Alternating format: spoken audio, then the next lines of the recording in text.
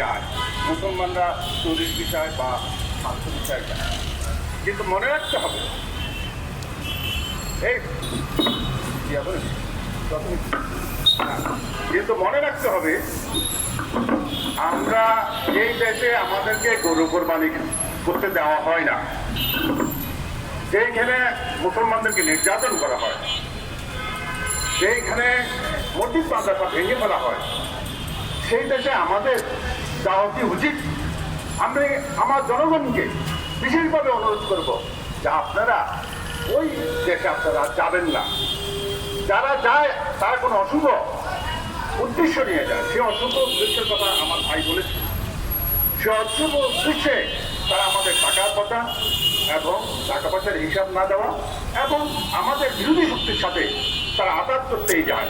এই জন্য আমরা সমবেত সবাইকে এবং দেশবাসীকে বলবো যে আপনারা ইন্ডিয়াতে টুরিস্ট ভিসা বা স্বাস্থ্য ভিসা যাও। আমাদের স্বাস্থ্য সেক্টর অনেক উন্নত, আমাদের স্বাস্থ্য সেক্টর অনেক উন্নত।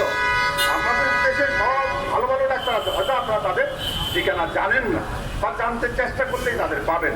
এবং আপনারা যেটা বলছেন যে ওইখানে স্বাস্থ্য সহজলভ্য, আসলে সহজলভ্য না। আপনি হিসাব করে দেখিয়ে দেখবেন যে ওইখানের থেকে বাংলাদেশেই সহজ। আচ্ছা, তো এই জন্য আমি বলবো আমার দেশবাসীকে, আপনারা রাজনৈতিক সচেতন, অধিকার সচেতন, মুসলিম সচেতন, ইসলামী সচেতন হন। তাইলে আপনারা বুঝতে পারবেন যে কোন কাজটা ন্যায়, কোন কাজটা অন্যায়, কোনটা করা উচিত, কোনটা করা অনুচিত। যদি রাজনৈতিক সচেতন, ইসলাম সচেতন না হন, তাহলে দেশ ও জাতির উন্নতি হবে না।